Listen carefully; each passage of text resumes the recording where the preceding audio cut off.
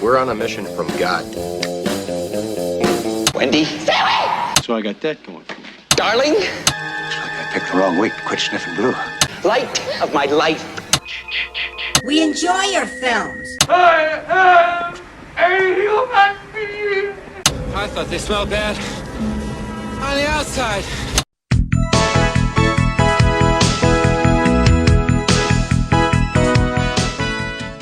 Welcome to Vintage Video, where we're rewatching the 80s so you don't have to. We'll be reviewing every major film release of the 1980s in real time, overanalyzing what you've seen and spoiling what you haven't. I'm Patrick O'Reilly. I'm Jesse Bayless. And I'm Richard Wells. And today marks the 40th anniversary of the release of Altered States on December 25th, Christmas, 1980. Merry Christmas, listeners. This is the perfect Christmas movie. Yeah. It was written by Paddy Chayefsky, based on his own novel, directed by Ken Russell, and released by Warner Brothers. In 1978, Paddy Chayefsky's novel Altered States was published. The book was heavily inspired by the written works of the inventor of the isolation tank, Mr. John C. Lilly, whose books described hallucinations of human and primeval ancestors. Lilly was also a dolphin researcher, and his studies likewise inspired Mike Nichols' film Day of the Dolphin. Oh, excellent. Controversy arose with the announcement of a film adaptation when New York psychiatrist Jeffrey Lieberman claimed co-authorship of the novel, but his suit was unsuccessful and dismissed. Arthur Penn was the original director attached, and stuck around long enough to cast the major roles, but was replaced in pre-production by Ken Russell. Apparently, Scott Glenn was briefly considered for the role of Eddie. It's funny because watching William Hurt, I kind of thought about Scott Glenn in this role a lot. On the way to Russell, directors who were offered the film included Steven Spielberg, Stanley Kubrick, Sidney Pollack, Robert Wise, and Orson Welles. Yeah. I mean, I think Kubrick makes the most sense of that batch. Kubrick or Spielberg, I think I would have liked to have seen a version of. I don't know. I feel like conceptually it's a little too silly for Kubrick. Yeah, maybe. I don't know. I feel like it's kind of down his alley. It's a story that he hasn't really tackled. Well, it's Kubrick's version definitely wouldn't have the 2001-esque ending. Yes, he wouldn't do that over again. Bran Farren's complicated special effects requirements caused the budget to balloon from $12 million to $19 million, and soon after, Columbia president Frank Price dropped the film, but Columbia producer Daniel Melnick brought the film with him when he transferred to Warner Brothers, and it was picked up and released by that studio. It is a hefty price tag for a movie of this type. Right, but I think the special effects come through for sure. It holds up very well. Yeah, but although that might be appealing to us, I don't know if it has a broad appeal. It's a little too art house, I think, to have a broad appeal with these effects. Maybe. I think this is one of those movies like 2001 that people take drugs to watch. And I think you need decent special effects for that. Early in production, Chayefsky clashed with Russell's interpretation of his work and left the film, refusing his screenwriter credit, instead going under the pseudonym Sidney Aaron, his actual first and middle names. Wait, his pseudonym is his actual name? His pseudonym for this film is his actual name. His pseudonym is Paddy Chayefsky. Wait, isn't that more ownership if you put your real name on it? For your parents, yes, because the names they chose for you are on this film. He tried first to have Russell removed from the project, since Russell had him banned from the set. Despite the film using almost the exact dialogue from the novel, Chayefsky's characters spoke in calm, cerebral tones, where Russell's characters shouted everything at each other. It turns out, if Russell had actually changed the dialogue, he was at risk of being in violation of his contract, so his solution was to have characters shout lines, mumble them, or speak with mouths full of food and drink. Russell was allegedly drunk on set for most of the production, and after these very public clashes with Chayefsky, he was not readily hired by major studios. According to director Russell's autobiography, the film came very close to extensive recuts until a college screening at UCLA that went spectacularly well. In fact, they tried to keep coming back and watching the movie again because they were so fascinated by it. And I think that has to do with the drug culture at the time. Sure. William Hurt had very little awareness of director Ken Russell outside of his films. He described his first meeting with the director like so. We were in this little room, and there was this radiator and a little desk and a chair, and we didn't sit for half an hour. Neither one of us. Finally, he sat on the radiator, and I sat on the floor. When he sat on the radiator, his pants pulled up, and I saw that he had Betty Boop socks on. It was then that I thought, I'll do it. That's all it took. Sold. Altered States is one of few films to debut in Megasound, a close relative of Sensurround that would blast the audience with low-frequency sounds for thuds, crashes, and explosions in the audio track to make the experience that much more visceral. Well, and there's so much of that. I know. In this movie. And if you're feeling that in your guts for the whole film, it has to be like, you're like, oh God, am I simian? John Carigliano was nominated for an Academy Award for Best Original Score. The film was also nominated for Best Sound.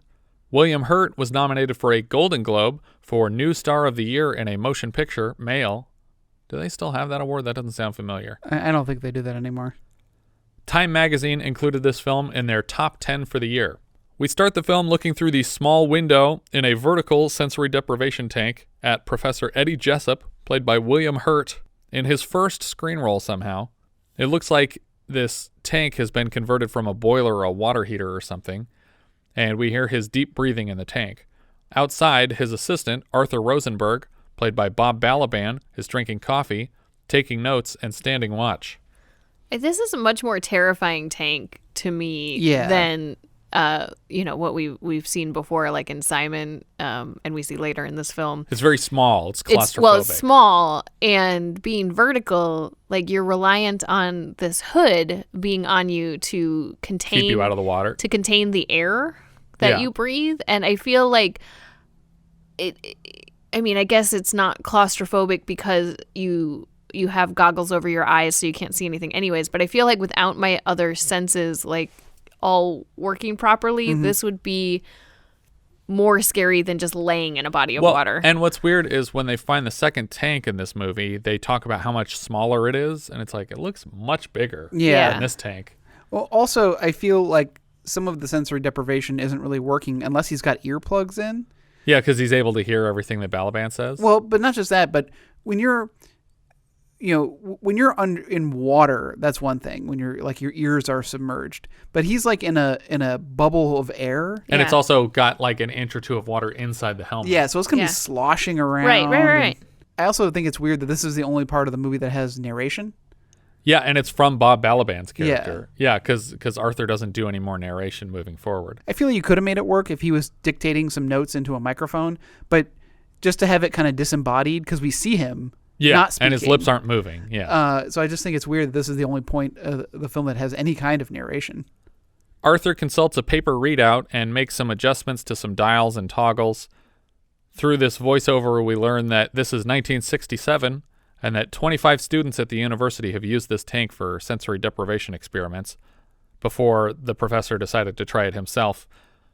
Here we get some really cool opening credits where the names of the actors are appearing at the bottom, but in the middle of the screen, we just have letters sort of floating back and forth, overlapping each other, and then we slowly zoom out to reveal the full-size words, Altered States.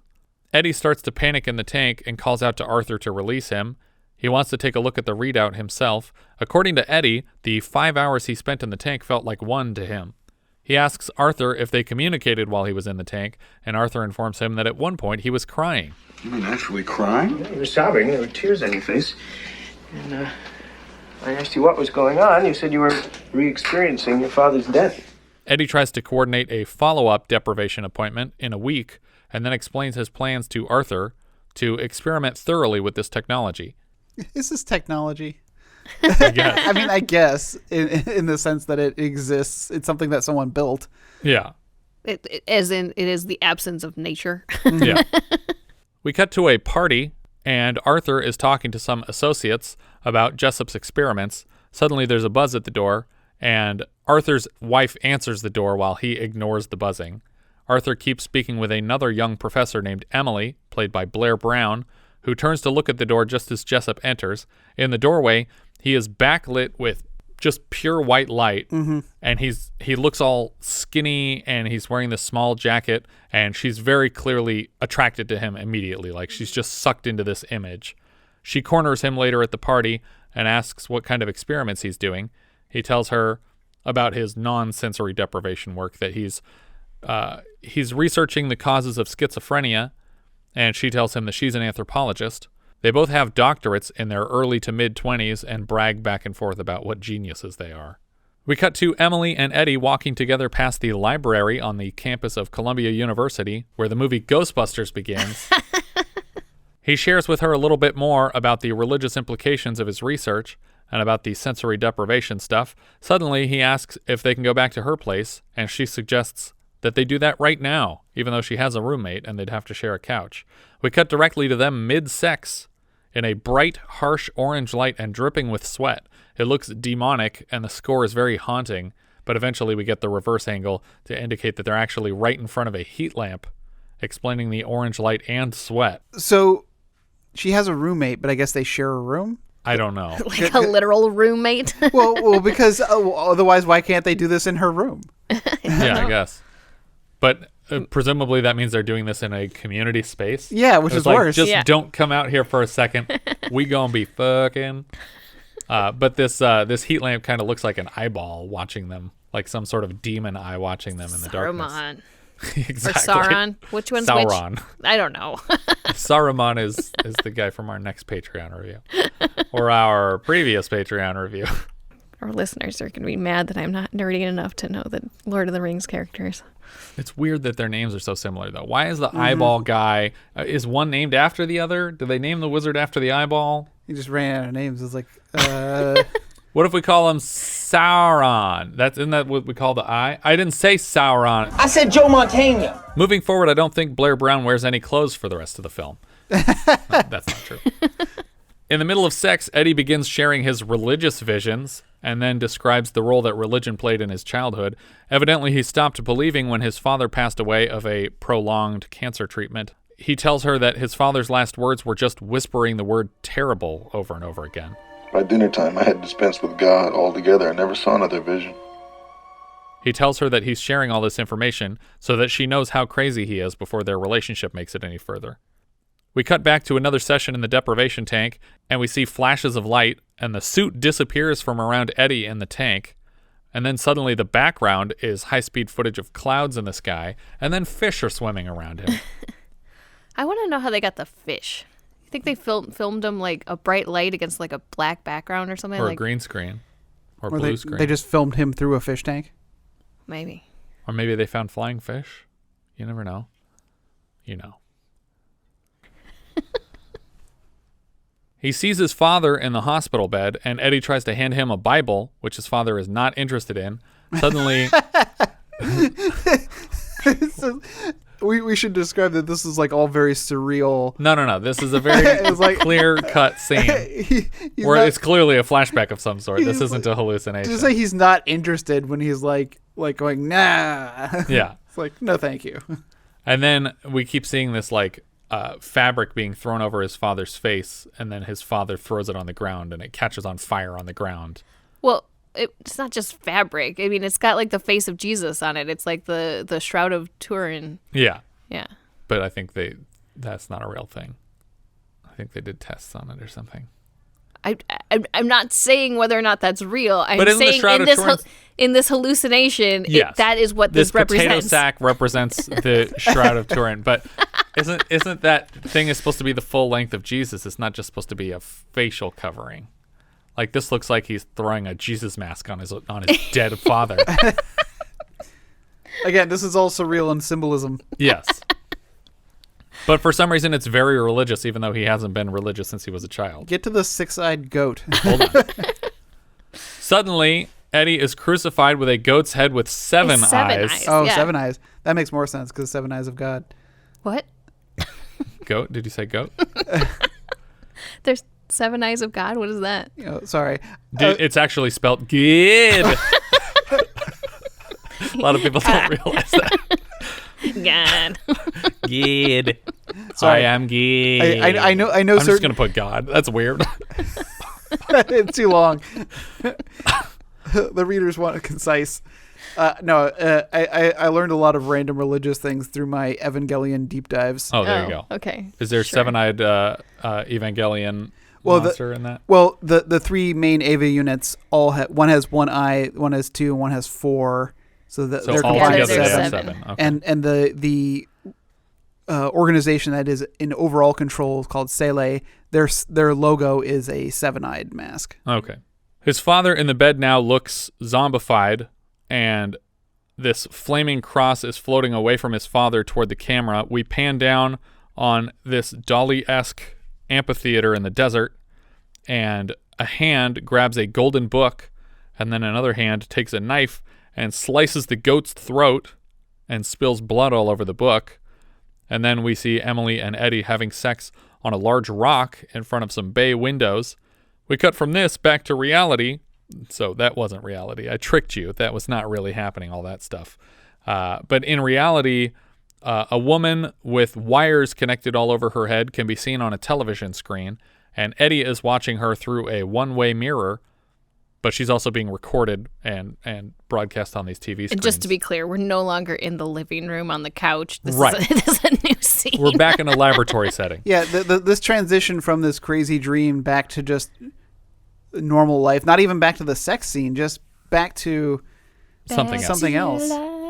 Emily walks in and tells Eddie that she got that job and that they'll both be teaching at Harvard in the fall, and isn't that exciting? She basically proposes to him, since they'll both be in Boston together, and he tries to scare her away again by reminding her that he's crazy, but this doesn't seem like a turnoff for her. I like that her criteria is, we're going to be in the same city together. Want to get married? Let's get married. We should get married. And you are a Faust freak, Eddie. You'd sell your soul to find the great truth. Well, human life doesn't have great truths. We're born in doubt. We spend our lives persuading ourselves we're alive. And one way we do that is we love each other like I love you. I can't imagine living without you.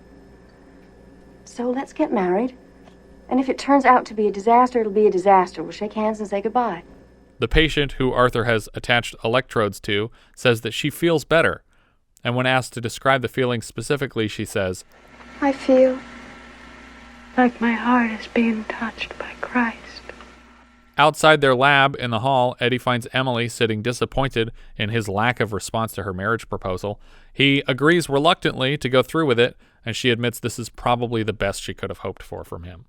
We fast forward a couple years. Emily and Eddie have children now, and friends are gathering at their apartment. A guy named Mason and Arthur are here, as well as their wives or girlfriends, not clear. Eddie tells Arthur about his plans in Mexico. He and a friend of Arthur's named Eccheverria are headed to Mexico to meet with a central Mexican tribe. The Hinchi Indians. They're an isolated tribe in central Mexico who still practice the ancient Toltec rituals, sacred mushroom ceremonies, that kind of thing. Apparently, they use some kind of hallucinatory drug that is supposed to evoke a common experience in all users. Eddie also suggests that when he gets back, they could experiment with the local university sensory deprivation tank. Arthur seems less interested, but agrees to continue research with these tanks. Probably because he just has to sit there and watch lines be drawn on a piece of paper. Also, I mean, was this a standard piece of equipment? At the time, yes. They were very popular in the mid to late 70s and early 80s. I mean, the fact that we've had 2 movies this year that utilize one makes me feel like it is prominent. I would love to try one of these, actually. They actually have things like this now. I mean, like in mall settings and stuff like that. Like, you know, those places where you're supposed to go to relax, and they'll have like the orange Julius.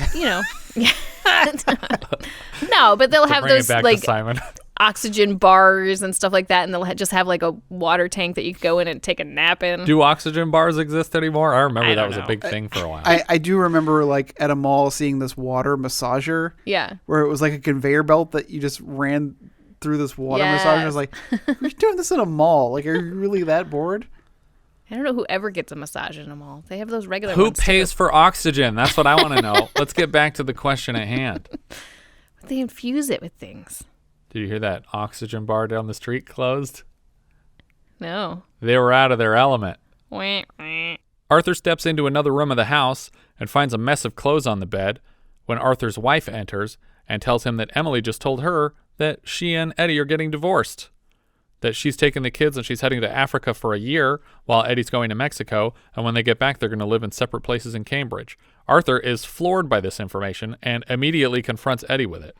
I mean, I know it's none of my business, but why? You're married to one of the great women of the world who adores you. My God, if anybody has it made, you have. You're a respected and admired figure. a full professor on the faculty of the Harvard Medical School. Eddie basically tells Arthur that he feels limited in his ability to accomplish scientific progress by being married and having children. Eddie, Arthur, and Eccheverria meet up for dinner somewhere else, and apparently everyone else came too. I got the impression they were leaving this party to go eat somewhere, but everybody else shows up. Eddie goes on a mildly intoxicated rant against belief in a god outside of the human body and gets some pushback from some of the other people at this table, even though these are all scientists and probably would not bother arguing about where God is in particular. And there's a lot of scientists that have faith in like the Christian notion of God, though. I mean, I think they, for sure, I think that they would take offense to what he's saying. Well, this lady does. Emily's pretty upset about what he has to say because she thinks that anything that he has to say is BS and that he can't differentiate between a god in a person and a god outside of a person. Mason, their new friend, repeatedly tells Eddie that he's a wacko, even though they've just met. He's already gotten enough of a taste of the crazy that everyone talks about. Ever since we dispensed with God, we've got nothing but ourselves to explain this meaningless horror of life. You're a wacko. Well, I think that true self, that original self, that first self is a real, mensurate, quantifiable thing, tangible and incarnate. And I'm going to find the fucker. We cut to Mexico, where Eccheverria and Eddie are climbing the hills trying to find the Hinchi tribe. Eddie asks if he could possibly join in the ritual, and he says they're a nice tribe. I bet they'd let you do it. When they find the tribe, they move around the mountains collecting mushrooms for next year's ceremony, because apparently they need to be aged for a year. Apparently this footage is actual footage of the cast with a Mexican tribe collecting mushrooms for an actual ceremony. Well, that's how you spend $19 million on this movie. That's true. And they did shoot it on location in Mexico. As the ceremony begins, we get these blaring, disorienting horns from the soundtrack. The tribe and Eddie and Eccheverria move into this narrow, low-ceiling cave, and over a campfire in the dark, the Hinchis dump handfuls of mushrooms into a boiling pot. One of the men leading the ceremony places a root in Eddie's hand and then says, "Hold it up over the pot," and then he slices open his hand between the ring finger and middle finger and then holds it over the pot so that his blood drips into the drink. Eddie struggles to get his hand back, but the man holds it in place so that his blood continues dripping into the mushroom soup mix. I feel like this seems out of character for me for how much Eddie tries to get his hand protests. back. I agree. Yeah. I actually agree 100%. He seems very willing to just do horrible things to himself in the name of science and exploration. But yet a minor cut and being asked to drip in this pot is like over the line for him. Right, which doesn't seem that crazy to me if you're talking about some tribal ritual. Yeah, I agree. That felt weird to me that he was struggling so hard to get his hand back, and it's like, that's not this guy. This guy would just be like, go for it. Each of the tribesmen takes one spoonful of the mixture. In the corner of the cave, Eccheverria bandages Eddie's hand, and then Eddie moves forward to take his sip of the drink. Hallucinations begin almost immediately. We get inserts of fireworks, then pictures of Eddie and Emily dressed very fancily against a backdrop of a field of poppies, I think. It just reminds me of Wizard of Oz, so I assume they were poppies. I feel bad for William Hurt only in this scene with all these sparklers and things like that. Because they're really in the shot with him. Yeah, and they're hitting him in the face and in the eyes, and it's just like, oh, man. But it was a very believable performance on his part that he was, running from these things. But when we see them against this backdrop of the flowers, it reminded me at the same time of Wizard of Oz and Mary Poppins, because they're so clearly like rotoed into this background. Yeah. Mm-hmm. But and the way that they're dressed looks like that whole sequence with the penguins and everything. And this is also the sequence where they're at like a dinner table, right? Like dressed very fancy. Yeah, and they have a nice umbrella above them. And then we see what looks like a Komodo dragon or some kind of large lizard sitting in an upside down umbrella, which might be him looking up at the umbrella between them at the table. I don't know. And then the tribe is dancing around a large mushroom statue. Now there's a snake in the upside down umbrella, and Eddie and Emily are taking turns eating spoonfuls of some kind of sorbet next to the poppies. All the photography here is actually gorgeous. Like every single shot is composed in such a way that you can see exactly what's happening, even if it's bizarre and confusing. but it's very well photographed. Epilepsy warning, though, here for sure. It's very, very choppy. Well, I mean, it really does feel like an art film. Right. And these hallucinations are sort of well-crafted, really intentional imagery. Right. I don't necessarily understand what it all means. I mean, like, I think that some of the... Like, I was trying to figure out what some of this stuff meant, but I don't know that I know. Yeah. The lizards and stuff, I was like, are we trying to talk about, like, you know, primal brain and like, sort of regressing in evolution? But I'm not entirely sure. But now we see the snake that was in the umbrella where the lizard was, and it's wrapped around Eddie's face, choking him. Eddie rips all the bandages off his hand, and he watches little motes of light drifting out of the wound toward his face, and he's like laughing at it because at this point he's given himself over to the hallucinations.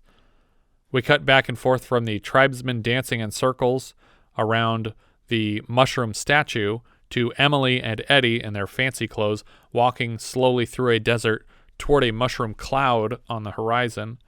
Suddenly there's a small lizard in Eddie's hand, and it's just sitting on the wound, but then in a blink it's gone. He also notices a larger lizard again on the floor. The lizard turns into Emily, I think, because she's in kind of the same position as the lizard was, and she's naked on the ground, and he is collapsed near her in the cave. They both close their eyes as a dust storm blows through the cave, and eventually they are disintegrated by the breeze. And it's a really fascinating shot, the way they did this. I'm assuming they're made out of, like, tightly packed chalk dust or something. Well, I think it is like a sand sculpture. So I think that they had them in these positions and sort of dusted them in sand and then did a replacement of them with fairly detailed sand sculptures. But that's what impresses me the most is how detailed the sand sculpture is and that it comes apart as easily as it does in the breeze. Right. Well, and then they just blew a crazy strong fan at them. Yeah. Well, I think that you can fudge some of the details on these sand sculptures because when it is them covered in dust, their features are all kind of smoothed out. Yeah. So when you're replacing them with these sand sculptures, they don't have to be so like Madame Tussauds detailed. They can still be a little blurry. But either way, both of them look better than any Madame Tussauds I've ever seen when they are coming apart even. But they slowly are disintegrating until they're literally just like wedges in the sand, and then they're gone. And we pan up from these tiny mounds of dust on the ground that barely resemble them anymore up to this enormous mushroom shape that's silhouetted by the light from outside the cave. And Eddie comes to the next morning and finds a lizard disemboweled in front of him and then goes to throw up about how disgusted he is. Apparently, the Hinchies told him that he killed the lizard, but he doesn't believe them, and he thinks the entire ceremony was a prank on the foreigner. Even though he's pretending he doesn't believe anything they said, he did ask for the mushrooms to be kept, and he wants to ship them back to America for Arthur to attempt to synthesize them. Specifically the liquid that they cooked the that soup night. that they made from it. I wonder how important blood is as an ingredient.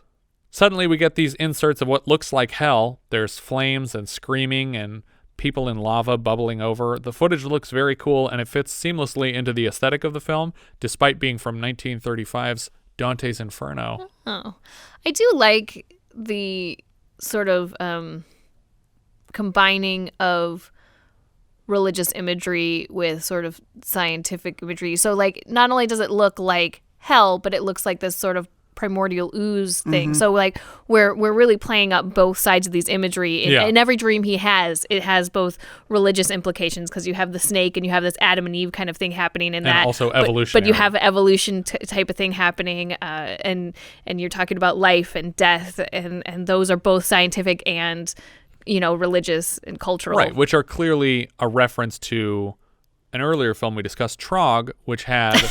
the early memories of a caveman and lava mixed together.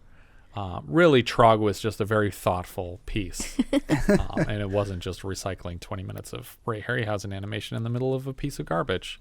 But this movie is basically just Simon Meets Trog, essentially. Yeah. But as a little bit more serious movie than either of those. We mix this hell footage into inserts of Eddie in the first deprivation tank, and then we hear his narration echoing. The sun became as black as sackcloth, the moon became like blood, and the great mountain burning with fire was thrown into the sea, and the beast ascends out of the bottomless pit. The angel of the bottomless pit, his name is Abaddon, which of course reminds me of Ghostbusters when Ray and Winston are driving across the bridge. And he asks Ray if he remembers anything from the Bible about the dead rising from the grave. Yeah. And then Ray says, I remember Revelation 7:12. And I looked as he opened the sixth seal, and behold, there was a great earthquake, and the sun became as black as sackcloth, and the moon became as blood. And the seas boiled, and the skies fell. Judgment Day. Judgment Day. we cut to this sterile laboratory environment, and we're observing Eddie's experience from outside of his mind now, and Mason and Arthur are just sitting silently in chairs while they look at him just shout what he's watching in this box. It's not even a sensory deprivation tank because he's not in water. He's not submerged. No, he is. He's is floating. He in that? Yeah. He's not only floating, he's floating in a solution. Yeah. A salt, an alkali solution to keep, so he floats. Okay. Yeah. And actually, when they first approach the tank, there's all this sediment around it, which I guess would be what happens when that evaporates. This is a different room. Oh. This isn't the lay down tank. This is. Oh. No, it's like in an office with a library on the back wall. And they're just looking through a window at him sitting there. Yeah, he's just in a soundproof booth. Right. But he's not in a liquid here. No. Gotcha. Yeah. I imagine this is like that room. The closest thing they could construct on their own. Yeah, the sound room where you just go crazy because you can hear your own heartbeat and stuff. Yeah. We need one of those so we stop getting the airplanes flying over. Just hear our heartbeats on the podcast. Our jokes just hit that much better because, you can't hear anything else. There you go. Can you hear me over the noise? Can you hear me over that? We don't hear anything, buddy. Deafening. The noise is deafening. Can you hear me about this noise? Oh, my God. The most unbelievable thing I've ever seen. I'm watching the birth agony of a mountain. Okay. What does that mean? Eddie blacks out, and Arthur says that he's usually out for like 4 hours. And when he wakes up, he doesn't remember any of it.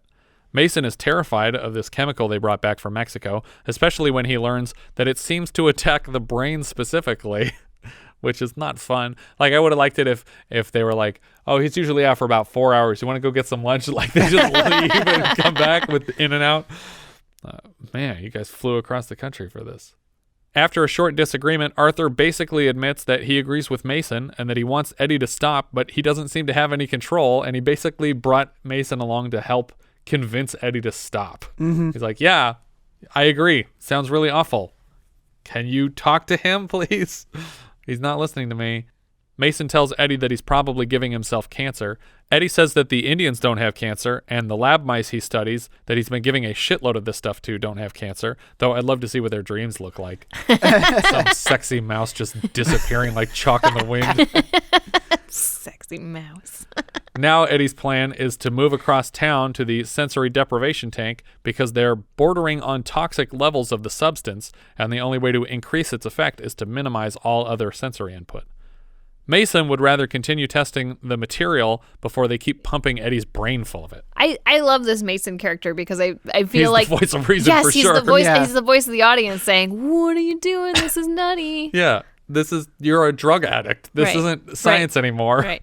But at the same time, he's also mildly curious. Yeah. Yeah. It's the whole time he's angry because these people are making these completely radical suggestions, but he's also a little bit angry because he thinks that they're right and he's furious that they're coming up with it so near him and that he's not coming up with it. Well, and I think it's almost like it's so like the stuff that they're saying is just so preposterous that every logical ounce of him is saying like none of this stuff is true. His brain is fighting back. But he really kind of wants it to be true. Yeah. And as much as he's arguing with them, he's mostly arguing with the part of himself that's like, really? Did you really turn into a monkey in there? And he's just like, no, I'm an endocrinologist. Yeah. Stop it. I love when he goes on that rant. Yeah. It lists every note of position that he serves. Yeah. As they inspect the new tank, and this is what you were talking about that's covered with the solution a little bit. Yeah. Because they do mention like the chemicals that they use, and it's not just salt they have. It's a solution to make you float. Yeah. Yeah. It's some sort of salt solution. And there's probably something in there too to make it either more conductive or less conductive. I don't know because of the electrodes on his head. So maybe they don't want a highly conductive solution. That makes sense. As they're inspecting the tank, Mason continues to lecture them on the ethical issues of using untested chemicals on human subjects. He tells them that they can keep using his lab, but they have to stop giving Eddie this chemical or they can't use any more of his equipment because it's ridiculously unsafe. We cut to Mason back in his own lab because he's like, screw you guys, I'm out of here. If you're not going to listen to me, I'm going to go back to my lab. And he works on his own stuff for like 3 runs of his experiment. And he's like, he turns to his assistant. He's like, I did the first 3. Why don't you take over the rest of these? I'm going back to the lab. I want to make sure they don't find anything without me. Magnesium sulfate. There you go. There we go. I told you it was something you would have written down. I didn't, but I have the script up right now. So okay. They mic up Eddie, and he describes what he's seeing inside the tank as the hallucinations begin. First, it's just an environment, and then he's describing what he considers to be the first humans. They're like 4 feet tall, they're covered in hair, but they're walking upright, they're very graceful, he says. Mason thinks that he's just going crazy in there. Suddenly, Eddie is describing his own personal transformation into one of these proto-humans. His voice gets growly, and he's joining these other humans in the killing of a goat. Mason doesn't need to hear anymore and moves to open the tank immediately. He asks if Eddie's okay, and in the absence of a response, he closes the tank back up. Sound like he was having a bad trip to me. Some of these tank trips can get pretty creepy. And then they hear this bizarre ape scream from the tank. Yeah. What the hell was that? When they open the tank to retrieve him hours later, his face is smeared with, like, it looks like there's white powder smeared on the top half of his face, and then he has blood all around his mouth. Eddie is conscious enough already to request lab tests be done on his blood, but he's not able to talk yet, so he's gesturing for paper to write on. And he also requests for pictures to be taken of his neck before he reconstitutes, as he says. Yeah, he wants x-rays. Right. Also an interesting thing, because while Mason has been an objector or disbeliever, he takes the blood that he wipes off his face and burns it. Yes. Because he knows that Eddie's going to say that was goat's blood, and he's terrified that it is going to turn out to be goat's blood. Mm-hmm. But it just seems weird to me because, like, I mean, I guess he doesn't want to admit it, but if it really were true, wouldn't that be a crazy discovery and that he's part of? That's the problem, is that he's saying that this discovery would be at odds with the scientific part of his brain, and it's like, that's not how science works. Science takes new evidence into account and... Well, maybe he doesn't want to be, like... It's such a radical change. Looked at like he's crazy. Maybe. But either way, he wipes all the blood off of his face, and they never tell him that he had the blood on his face in the first place. And then he throws the rag into a furnace and watches it burn intently because he's terrified that someone's going to find it. Mason puts together that Eddie is suggesting that his hallucinations have externalized and physically manifested in his body in some way, and he is furious at the suggestion. Oh, stop talking shit. You trying to say your dumb hallucination is externalized? What did he write? Not common aphasia, time, space, fallout from the hallucination. You are a fucking flake, Jessup! So get dressed and I'm gonna take you over to Brigham and do a complete workup on you. As much as Mason is putting up a fight here, he seems mostly terrified that what Eddie's saying is true. The 3 scientists bust into an X-ray tech's office, played by John Larroquette, and request a series of X-rays as an emergency.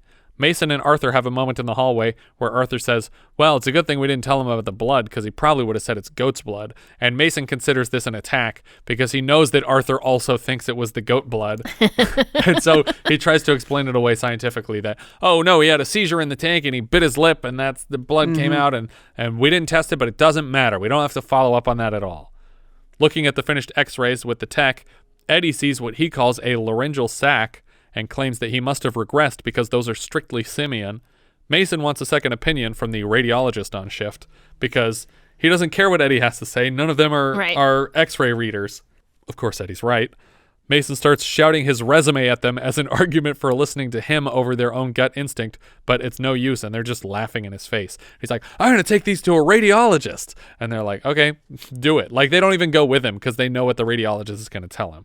But he hands the X-rays to the guy, and he says, what are your thoughts on this friend of mine? And he says, I thought that the X-rays looked somewhat unusual. And the guy looks at him for 1 second. He goes, somewhat. This guy's a fucking gorilla. I was so excited who the radiologist was. Who was the radiologist? I don't remember. It was Henry Yeah. from Punky Brewster, and also like the Police Academy movies and. Oh all that yeah, other he was. stuff. Yeah, George Gaines. Yeah. I didn't watch Punky Brewster, Well, your loss. but I've seen a lot of the production staff of the new show. It's getting a reboot. It's getting a reboot. It's all over the lot. We cut to Eddie in bed with probably a student. He wakes suddenly to large bulging sacs on his arms, like they're like bubbles that are like pulsating under the skin of his arms. Yeah, the effects for this are great. Yeah. And it's happening on his chest too. It's like he's about to give birth to a bunch of mogwai. He rushes to the bathroom, and in the mirror he sees his brow is bulging also to make him closer resemble a caveman. He hops in the shower, and we pan down his body to see ape feet with a 6th toe on each foot. Again, in a blink, they're gone, making it seem more like a hallucination than a physical manifestation. When he opens the bathroom door to head back into the room, it's a glowing red hellscape, and he's standing on the edge of a cliff.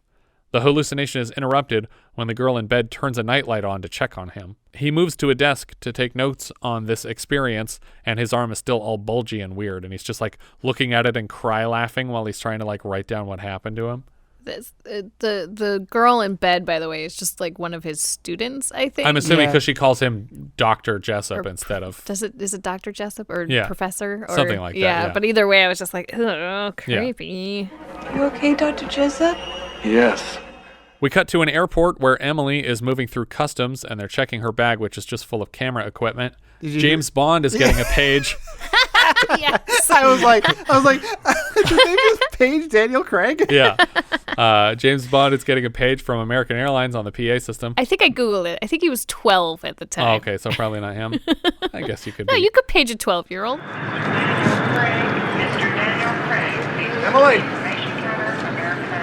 Oh my God, you look so marvelous. Eddie is here to pick up Emily and the girls, and here's where we get our first real glimpse of the youngest daughter, played by Drew Barrymore, just being adorable in the background. Emily tells Eddie about her experiences in Africa studying the apes, and that she observed occasions of predation, which supposedly is not a thing. Like, gorillas are supposed to be vegetarian, they eat just the grasslands, but she said that she saw them eating animals and hunting them together, and even occasions of communication, what she considered to be communication between hunting animals. Eddie asks if she has recordings of these animals talking to each other, and she says of course she does, but then she interrupts him to tell him that she got a letter from Mason. Eddie is instantly pissed off to hear about this, and apparently he told her about their work with this dangerous Mexican drug, and that over the last year he's taken a lot of it.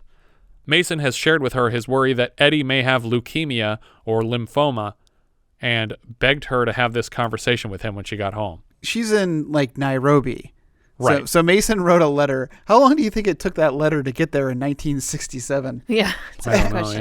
yeah. And so like I'm thinking. Well, like, it's later now. It was 67 in the beginning, but That's they true. have a 7-year-old kid now. So Okay. it's in the 70s. Yeah. But still, even so, like he wrote a letter, and it's probably been weeks and weeks of additional testing been going on. Yeah. But she says, oh, Mason says that you might have leukemia or lymphoma. And then Eddie says, It's not a tumor. sorry, wrong clip. It's not leukemia. Emily also reveals that Mason says Eddie's blood tests showed simian blood groups, which I'm surprised Mason would even admit, considering how anti-evidence for this whole experiment that he's been. Eddie wants to get back in the tank, but Arthur and Mason are too scared, and they're too busy testing rats back at the lab. Eddie tries to tell her more about the implications of their study, but she's not listening to him because their children are asking for food, and they're only speaking to her. They're ignoring their father completely because he's not a part of their life anymore. Maybe he never was. Eddie flips out on her because he's getting the same passive-aggressive non-interaction from Mason and Arthur, and he's getting impatient because no one's listening to him and no one's furthering this science. She agrees to meet with him tomorrow to go over all of his data, and we cut to the laboratory at night where it looks like Eddie's going to do the experiment by himself because he's having to close the door of the tank from inside of it. I don't know how he's going to get himself out of it on his own without drowning in here. While he's in the tank, we cut to Emily's place where she's getting a call from Mason and telling him that she agrees with his hypothesis that Eddie's on the verge of a breakdown, and she says that everything he said sounded crazy to her today. Back at the lab, we see a completely dark with hair ape arm pushing open the tank. A man in the basement, I think it's a janitor, is lured into Eddie's workspace by the sounds of the lab equipment recording the vitals.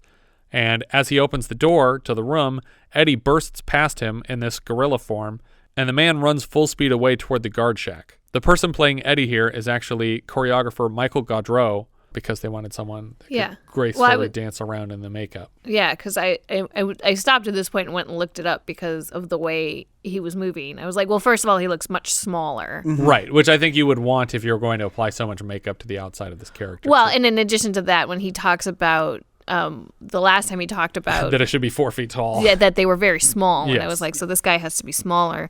But also he moves so ape-like that I was like, this is somebody who's got movement training and studies animals and stuff.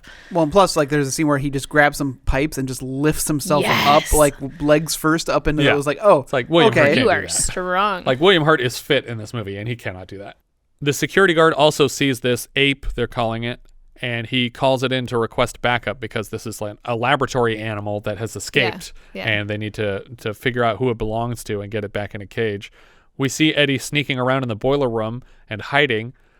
I'm curious if Joss Whedon wasn't referencing this in the first Avengers movie when we finally see Hulk transform into the monster and they send Black Widow after it into the boiler room of the helicarrier. Yeah. And she's walking through all these pipes just like, where's that monster at? I hope it doesn't come out and get me. But I definitely had vibes of that scene here. Suddenly, the security guard is attacked and beaten mercilessly with his own nightstick, possibly to death. It's not clear here. The creature is chased out of the lab and off the property. He learns from street dogs that he can eat garbage out of trash cans. Eventually, the dogs return and chase him over a fence into the Bronx Zoo. This is the only film ever to shoot at the Bronx Zoo, probably on account of this actor smacking elephants around in this cage. He drinks water from an elephant enclosure, and when they get too close to him, the actor starts like smacking them in the face to warn them off. And the elephants seem like, oh shit, I don't know what's going on, but this is not what the people do that are here. So I'm gonna go the other way. And they kind of leave him alone. They give him his space. He tries to swipe a huge chunk of meat out of a tiger cage and almost loses a hand to an angry tiger. He finds an enclosure of small goat-like creatures. I guess they're Sardinian sheep. But Google that? It was in a press release of the animals at the Bronx Zoo that were involved in the production. Okay. But they're Sardinian sheep. Because he calls it a sheep later. But I was like... Sardinian as in like from... from a sardine. From a sardine, yes. The kind of sheep you would find on a small fish. Sardinia. Sure, that was the kind of sheep. I don't know. These don't look anything like what was in the movie. Okay. Well, either way, they sound like goats to me, and they look like tiny antelopes, but I don't know what they are. Something said Sardinian sheep. He hits one with a rock and then starts eating it in the enclosure as the others run away. A security guard at the zoo arrives, probably in response to this ape man having triggered one of the electric fences on his way in, and he sees the remains of this animal that Eddie has eaten, and then he sees a naked human laying right next to it, like he just passed out after he ate it. He moves to inspect the body closer, and we cut right to jail, where Eddie is being released to the custody of Mason and Emily. Back at home later that night, Eddie tries to play it off as just a silly thing that happened. He's like, oh my God, I can't imagine from your perspective how this looks. You got this letter saying that Mason thinks I'm crazy, and then you get a call at 2:30 because I ate an animal at the zoo. You probably think I'm totally nuts. But I'm not, it turns out. Everything is fine. Yeah. Nothing is fucked, dude. Nothing's fucked here, dude. Nothing is fucked. He tells her his entire adventure from the lab to the zoo. He says that even his recollection is only in terms that the ape man would understand. So he doesn't know how he got out of the lab, but he remembers the dogs. He remembers just wanting to survive, wanting water and wanting food, and then wanting to sleep. And that in that order, that's all he wanted. He calls his animal victim a small sheep here, which it turns out it was a Sardinian sheep. And I would trust the William Hurt character in this movie to identify the species, even if that's not necessarily what Google says. Someone's buzzing at the front door, and this is when I realized that the party earlier was taking place at her house, because she's answering the same door from that party when she and Eddie first met. On her way to the door, Eddie confesses to her that he may have killed a man tonight because he beat up a security guard in the laboratory. And this is where she should have just picked up a phone and called the police and said, no, you got to come back. You got to come back and pick this guy up because he attacked a guard Yeah. somewhere in his drug haze. Yeah. So this is where things fall apart a little bit for me in the movie, is her reactions to all of this from like this point onward. But really, she only has the next 20 seconds to make the judgment call that I'm going to call the police right now. Because she goes to answer the door and it's Mason. And Mason says, hey, I got all of his clothes from the lab, so he's not going to get in trouble for breaking into the lab at night. However, while I was there, it turns out a giant ape attacked a security guard, implying that there were witnesses that saw that this was an ape that had attacked a security guard. And now she realizes he's not bullshitting me. And I can't call the police and say, oh, my husband was the ape. He turns into an ape when he takes drugs and he goes in the tank.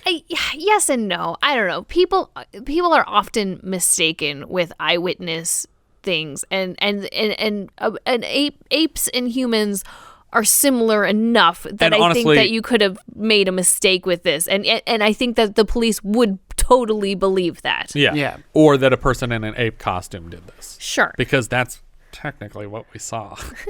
Emily throws her hand over her mouth because she realizes the implications of what Mason is saying. That Eddie was right, that he did regress completely to an ape form.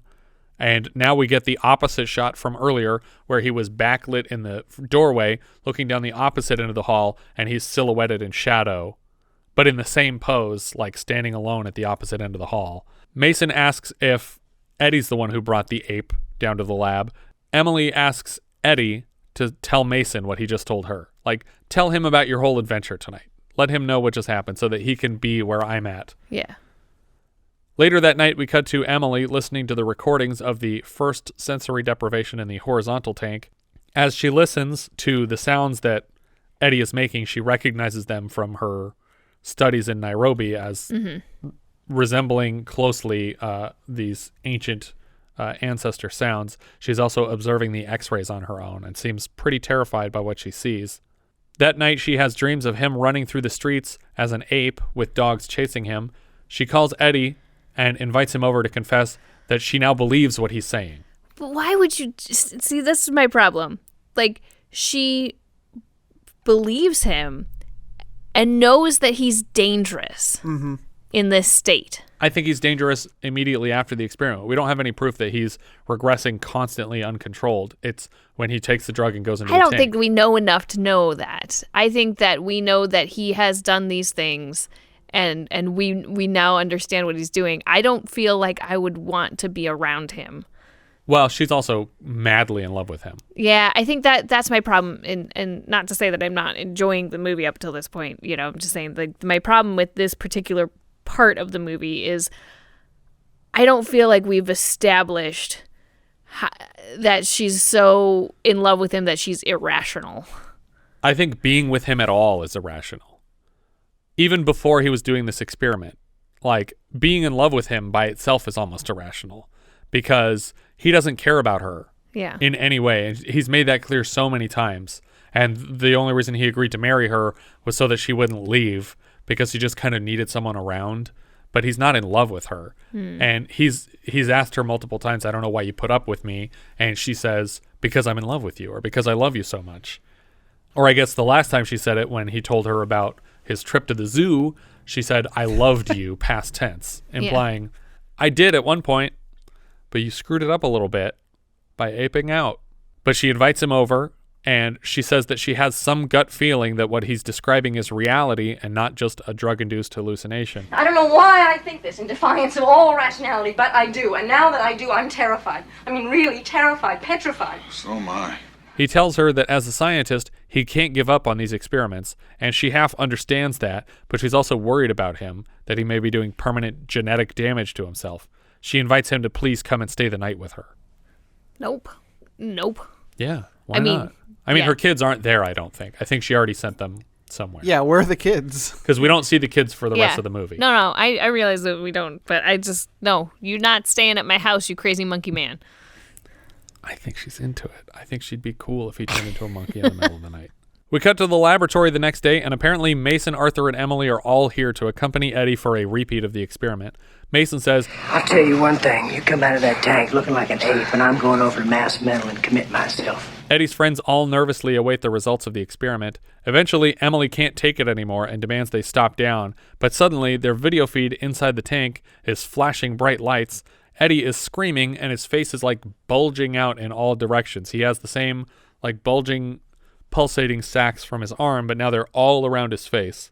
Emily wants to open the tank, and Mason has to pull her away from it and carry her out back to the observation room. Bright light is suddenly spiraling out of the tank, blasting directly into Arthur's face. Mason sets Emily down in the hallway and then rushes back in to save Arthur, who has already been blasted unconscious by this light. Suddenly, the blaring sound and white lights stop simultaneously, and Emily heads inside to see what happened.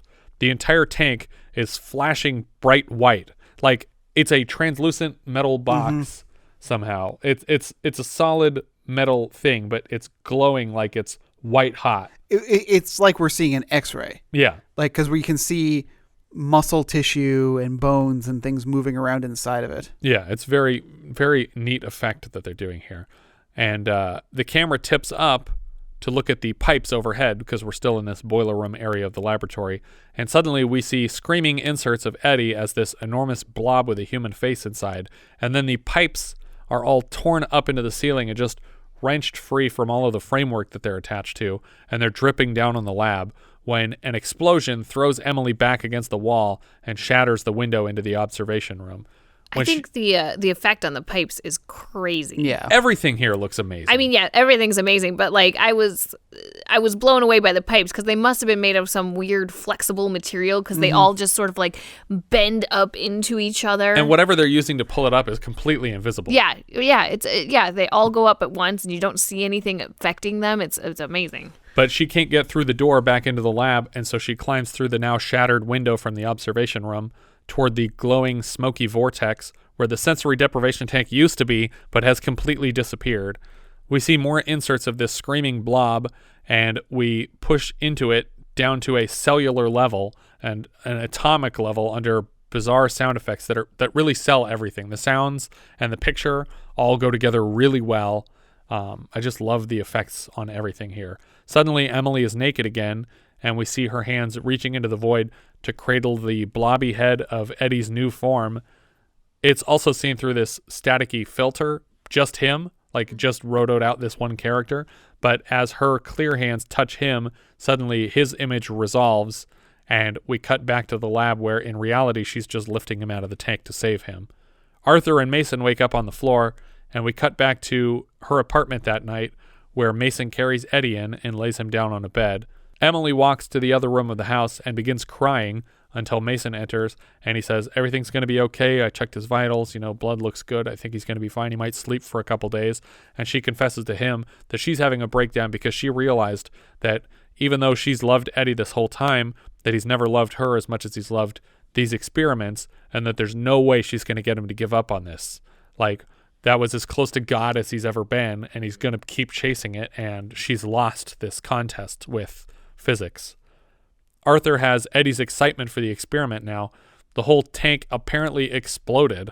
That's what that blast was that sent her against the wall. The tank is gone, and he can't stop thinking about the implications of what they're working with. I can't help it. You may want to go to sleep right now, but the way I feel, I don't expect to go to sleep for a year. I'm on fucking fire! Mason, on the other hand, would rather forget the entire thing ever happened, as would Emily, it seems. Arthur demands they get back to experimenting with new human subjects, and Mason is trying to talk him out of this dangerous path. Later, after Mason and Arthur have left, Emily is sleeping naked on the couch when Eddie enters, also naked, to cover her with a blanket. He lays his head in her lap, and in the morning, as she's waking, he stands in the doorway near her and tells her, I can't tell you how much you mean to me. How much I need you and the kid. I just wanted you to know that. You saved me. You redeemed me from the pit I was in at Emily. I was in that ultimate moment of terror that is the beginning of life. It is nothing. Simple, hideous nothing.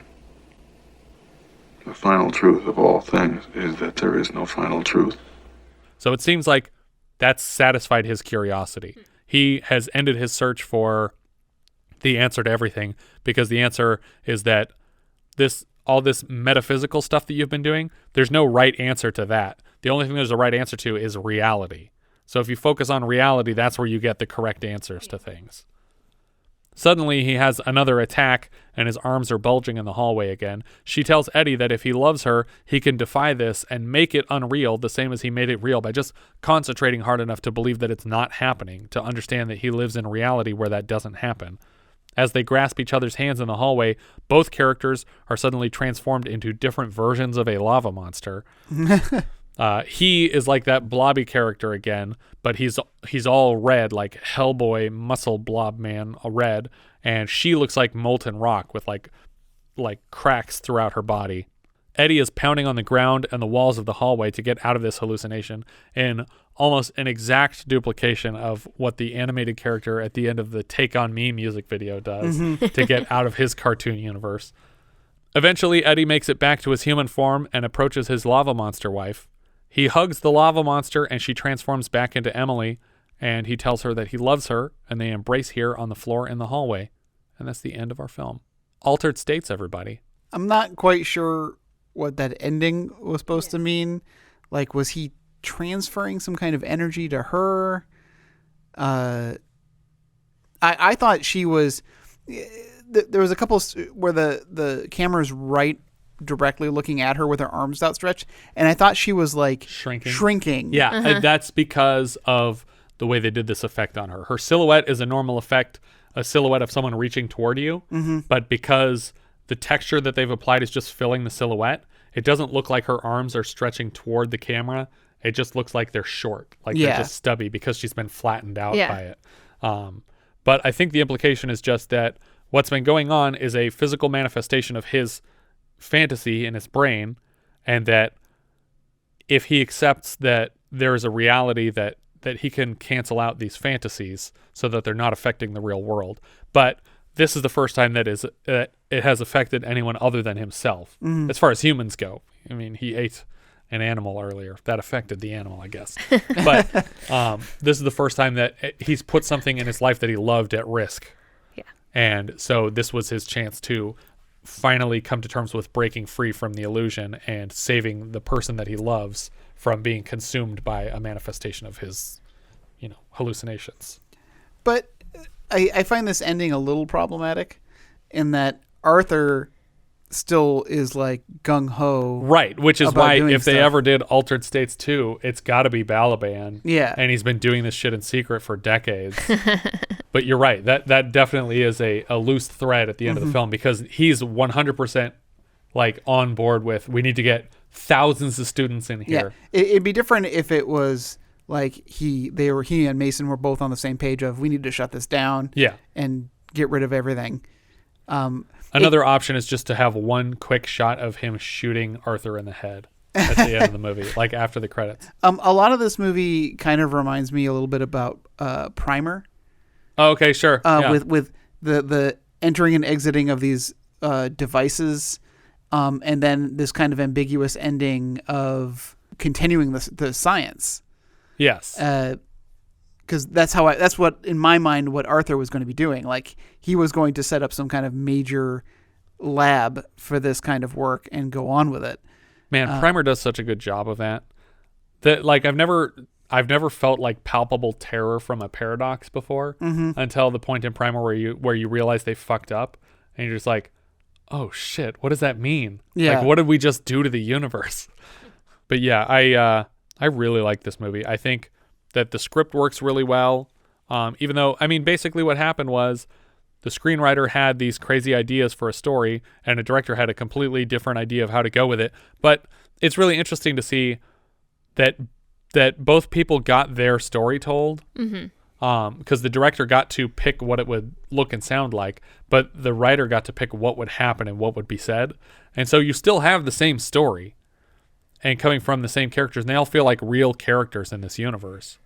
I mean, William Hurt is really knocking it out of the park for his first performance to be someone saying the lines he says in this movie in as believable a way as he does. Yeah, he did great. I trust that he believes this stuff the whole time he's talking about it. I think that I also very much enjoyed the movie conceptually, though, like, it does verge on a little silly for me. You know, with the blob monster stuff. No, not the blob monster stuff. I think just the turning into a monkey stuff. Like, I feel like.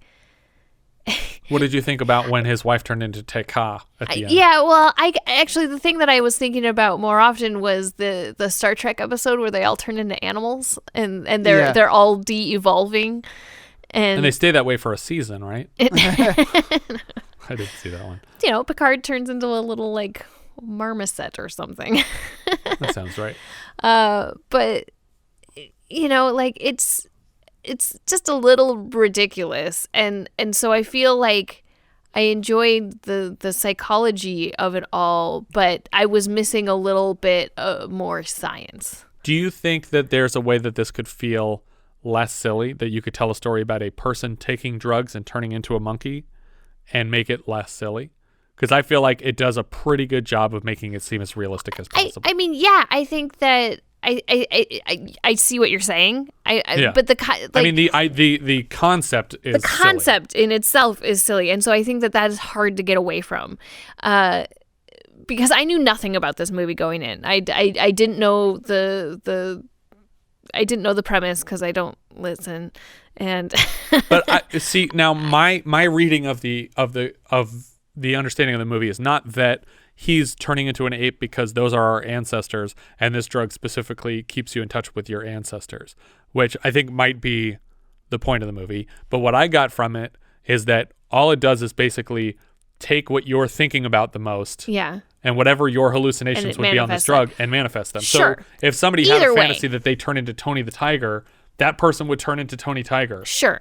Either way, though, I don't know that it matters, because I think that the way that I would have played it to make it less silly was that this wasn't a physical manifestation, but such a powerful psychological thing that is happening to him that it gives him that he thought that is what is happening. What about you? You didn't see Glass, did you? No. Okay. But even when when he comes out of the tank and people think they're seeing a monkey, it's because he's acting that way, and he's done that to himself, and he attacks people in that way, and he tries to eat a deer or a goat in the zoo because that's what he thinks thinks he is. But and maybe we see the monkey in those moments, but then when we see it from some other outside perspective, that's not what it is.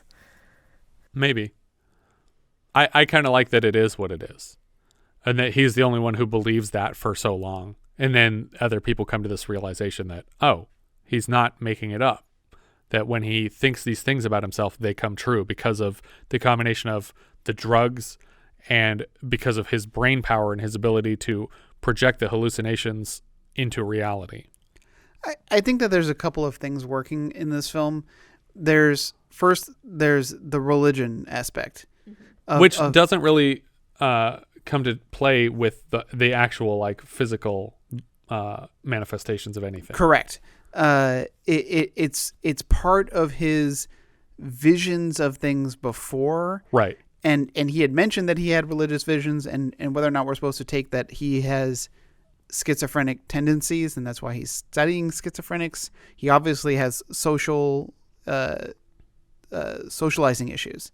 And he tells Emily earlier that part of their study about schizophrenia is that he thinks that it's not even a disease. Right. That it's just a higher function of the brain. Some of the other things that they kind of touch on that I think are interesting that aren't fully explored is that they talk about energy and how memory is energy and how our bodies are made of atoms that are 6 billion years old. Yeah. And unlocking the potential of that energy. I don't know. That stuff makes me think of that What the Bleep Is This movie, and it just makes me angry. Well, it makes me think of Frozen. Happy water has crystals and sad water doesn't. Like Frozen 2. Yeah, exactly. Like, water has memory. Because a physical force happened inside of that tank. Right. And energy was being released. Especially when it exploded, which is Arthur's point, is like, is there a way to harness this technology for use in like power generation? Because that was huge. And that was going to be my next point was, what is really happening when the tank explodes and like the television sort of explodes and the pipes go up and then there's a whirlpool, a glowing whirlpool in the room. Isn't it gorgeous though? It's beautiful. But what is that? Because it's not his body regressing into some other form because of his hallucination. It's just energy emanating from the blob character that he turned into. You see, I feel like this door swings both ways, where we were getting like this de-evolution, and I'm thinking that you can go forward in evolution, and we were perhaps getting a more evolved. You think we're all going to look like that weird worm guy by the end? Well, I mean, you wish. I do. It's like no, because no, I don't think that. But I wondered if he was going so far back that it was like he was on the verge of becoming like a single-celled organism. Well, I was thinking more in the terms of not these a technical term of transcendence, but the evolution that we cease to be physical beings and energy beings. Right. And while his blob self is some kind of like in between, like that's what humans will look like in like 2075 because we eat so much. Well, because like the whole scene when he's like bashing himself on the hallway and he's like changing channels. Yes, like he's it's a like television flicking back and forth. Yeah. That's the image that always stuck with me from this movie I saw this movie as a kid. Oh. And the things that stuck with me were the hairy hobbit feet. And him freaking out in the hallway. See, the image that stuck with me and what I thought was the last shot of the film going into this viewing, because I probably haven't seen the movie in 20 years, was him naked at the zoo when the guy finds him having eaten the animal. And I thought like that was like the last scene, and there was like maybe a scene of him explaining, to his wife in jail what happened or something like that. I focusing so much on the primitive ape aspect, I feel like that dead ends, because once he becomes an ape once, it's like, oh, you're prepared for that. Yeah. And then it goes, oh yeah, that doesn't happen all the time. Like, why did it happen that time? And why didn't you put a cage around the entire tank the second time so that he didn't come back out of it? Either way, I really liked it. I liked the story and I liked the imagery. Our director here was Ken Russell, who directed Women in Love, The Devils, Lair of the White Worm, and The Who's Tommy, which is another really awesome looking movie. Who? Yep. Who are you? Writer-novelist Paddy Chayefsky wrote Marty, The Hospital, and Network, all three of which won him Oscars for Best Screenplay. He took his screenplay credit off of this film in place of Sidney Aaron because he was not fond of the execution. This was also his last film. He died of cancer about a year after it came out, and it was adapted from his only novel. Normally he wrote screenplays.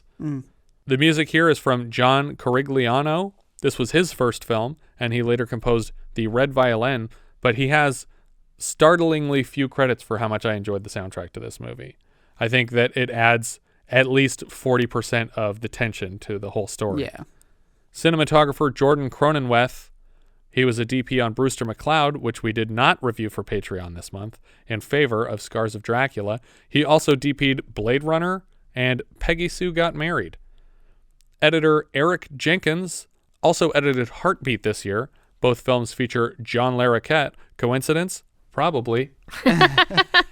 He also edited Fast Times at Ridgemont High, Ewoks, Battle for Endor, and later, multiple episodes each of the Clueless TV show, Malcolm in the Middle, Lizzie McGuire, and Psych, among others. Our second editor, Jack Harnish, had 36 episodes of In the Heat of the Night, and not much else I recognized in his credits. Makeup here is provided by Dick Smith. He has an Oscar for his makeup on Amadeus, and an honorary Oscar for his contribution to the art of special effects makeup. He did makeup for our Patreon title of Dark Shadows in 1970. He also did The Godfather, The Exorcist, Taxi Driver, Marathon Man, Deer Hunter. He comes back for the movie after next, Scanners, in January, which if you know the movie, you know this guy earned an honorary statue. Yeah. He also worked on Ghost Story next year, Starman, Poltergeist 3, Death Becomes Her, which is incredible makeup work. Yeah. Forever Young, again, incredible makeup work, all the way up to the House on Haunted Hill remake. So really, all around, just badass makeup movies. Yeah. the human transformation in Starman. Oh my God, yeah. Is so in the weird. cabin? Yeah. Yeah. It's so wet. I was really Moist. hoping that he would also have a credit on Boogie Nights, Mm. but he doesn't. But how great would it be if Dick Smith was an actual Dick Smith? William Hurt played Eddie Jessup. This was his first film, and we'll see him next year in Eyewitness and Body Heat. Tom Grunick in Broadcast News.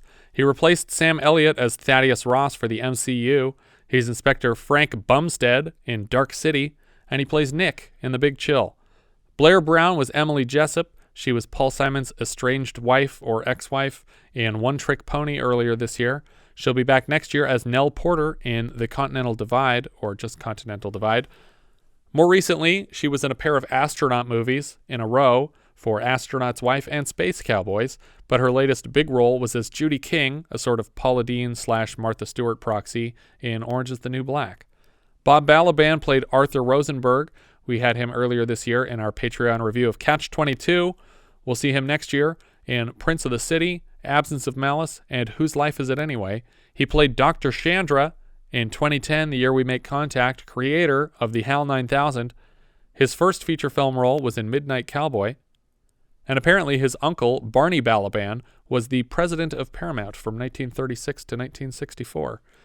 Charles Hayde played Mason Parrish. He's Officer Andrew Renko in 144 episodes of Hill Street Blues. In the 90s, he transitioned into television directing for shows like Doogie Howser, NYPD Blue, Nip Tuck, and Criminal Minds. Thaao Penghlis played Eccheverria. He's best known as Tony DiMera in 2,029 episodes of Days of Our Lives. He's also in 35 Mission Impossibles, 67 Santa Barbaras, and 29 General Hospitals. Drew Barrymore played Margaret Jessup. Obviously, we'll see her again in E.T. She's in 3 or 4 Adam Sandler movies. She's in Ever After, Firestarter. She produced and starred in the Charlie's Angels and Charlie's Angels Full Throttle movies. She was in Santa Clarita Diet, which I think she also produced. She's in Freddy Got Fingered with her, at the time, husband, Tom Green, who in return has a cameo in the first Charlie's Angels film. She also directed Whip It, which was a lot of fun. Oh, yeah. Jack Murdock played Hector Orteco. He's John Mooney in Rain Man. He's Cress in Blue Thunder. And he's Lou in Psycho 3. Francis Xavier McCarthy played Obispo. He's Olson in The Man with Two Brains. He's Dr. Kaiser in Basketballs. He's the principal in Summer School. And speaking of schools, he also founded a school for gifted youngsters. Oh no, that's a different Francis Xavier. Hap Lawrence played an endocrinology fellow. This is the 5th and final film for Hap Lawrence this year, after Nude Bomb, Holy Moses, Loving Couples, and Coast to Coast. John Walter Davis played a medical technician. He's Brad Heinmuller in Starman and Slobber in Tango and Cash. Susan Bredoff played Echeveria's girl. She played Kate in The Island, which I rewatched significant chunks of The Island trying to figure out who Kate was. Yeah. And I think it's the woman in the editor's office when Michael Caine is pitching the Bermuda Triangle story. Okay. Who's just kind of sitting off to the side while he inspects proofs of like nude women photos. Yeah, because there's like 2 women in that movie. Yes. The other options were the people who get in the boat and sail across to their own ship while the family gets murdered by pirates, or the girl that gets kidnapped from that boat. But judging from the age and the characters that she played previously, I think she has to be an adult. Well, and also not the main pirate girl. That's Right, with no, it's Michael not Caine. her. It's not the punch, what's her name? John Larroquette played the X-ray technician. He'll be Captain Stillman next year in Stripes. We had him earlier this year as a yuppie talk show host in Heartbeat, where we also mentioned his post-Grodin, pre-Reinhold Beethoven career, as well as his vocal appearance reading the prologue to Tobe Hooper's Texas Chainsaw Massacre. That's quite a jump, because going from playing like these kind of random, like very, very small characters to Major Stillman, which is front and center. And the basis for pretty much all his characters going forward. That's true, because it's the most like John Larroquette is. Yeah, that attitude, that awkward comedy, the sucking up attitude that he plays, especially when he was Dan Fielding on Night Court. which is, I think, what most where he does people- that like whispery thing when he's like trying to flatter people, but then he like turns on the offensive. Mm-hmm. George Gaines was Dr. Wissenschaft. He's Commandant Lassard in the Police Academy movies. He's Henry in Punky Brewster, and he also appeared in a Sliders episode as the elderly version of Jerry O'Connell's character. Paul Larson played Charlie Thomas. He's Malerney in Kidnapping of the President earlier this year, and we'll see him next in his third and final film, Mad Max Beyond Thunderdome, where he portrays the Blaster of Master Blaster. Ah. Those are all the credits I had. I just realized that Thaao Penghlis guy, when you said he was on Days of Our Lives, he's Stefano's son. Wait, is Stefano the murderer? Stefano's like that, yeah, like the old bad guy with that with the accent. eye patch? No, he doesn't have an eye patch. He doesn't have an eye patch? I don't think, wow. I never watched. I don't remember him having an eye patch when I watched. But he was like a villain of the show for a long time. He is the villain of the show, yes. I wanted to bring up one other credit that I don't usually bring up because I just saw the name and thought I was like, oh, I know who that is. So one of the associate producers was Stuart Baird.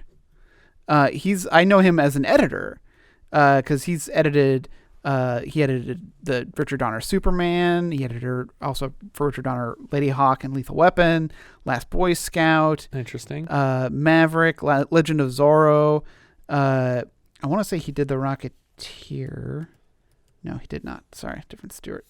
But yeah, like I recognized him as an editor, and I thought it was strange that he was an associate producer on this film. Yeah, I wonder if maybe he was a part of the previous director's team that got brought in and was contractually, he was supposed to get some money somewhere, and they gave him an associate producer credit for the pay. Something. Who knows? That's one of those things you do. This is one of those titles that you give people when you're like, what's your title again? Shut up. Well, and he'll edit Outland for us next year. Baird will? Yeah. Okay, cool. But yeah, I really like this movie a lot. I think the special effects are top notch. I think they hold up 100% today. Especially this Blu-ray is gorgeous.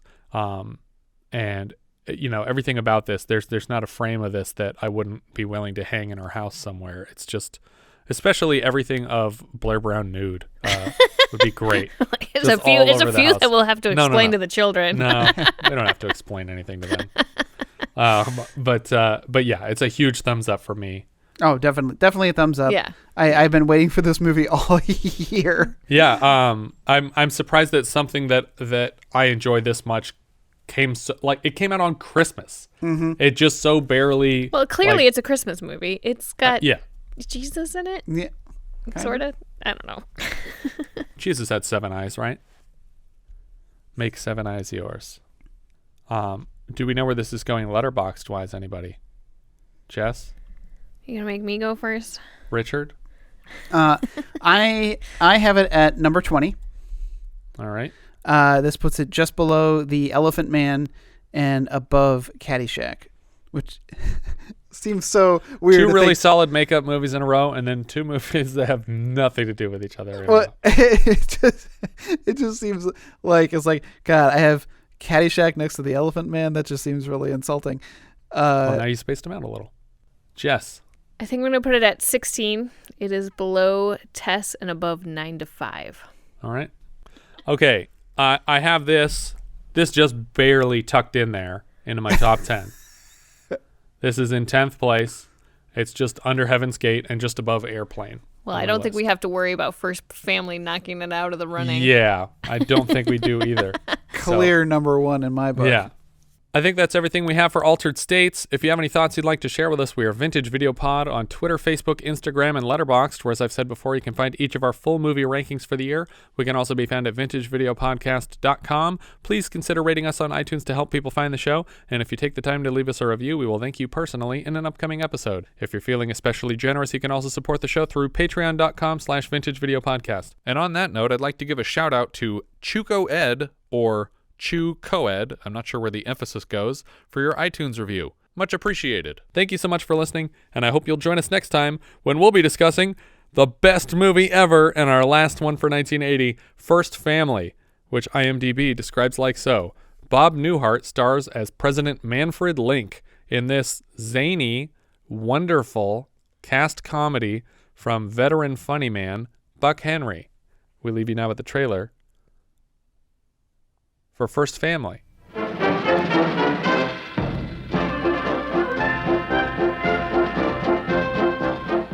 Ladies and gentlemen, the President of the United States.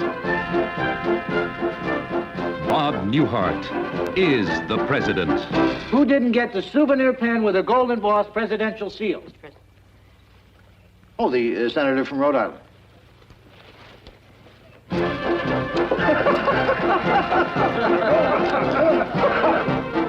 Gilda Radner is first daughter. Wish Dad were a streetcar conductor or something. Millions of people do, dear, but he's not. Madeline Kahn is first lady. First family of the United States. Bob Dishy is the vice president. Richard Benjamin is the presidential press secretary. Fred Willard is the president's special assistant. Rip Torn is chairman of the Joint Chiefs of Staff. Harvey Korman is our ambassador to the United Nations. Austin Pendleton is the president's translator.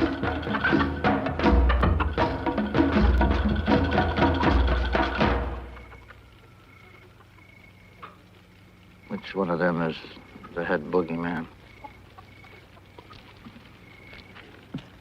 Which one of you is the chief turkey? First family. Remember when comedy was king? Now he's president.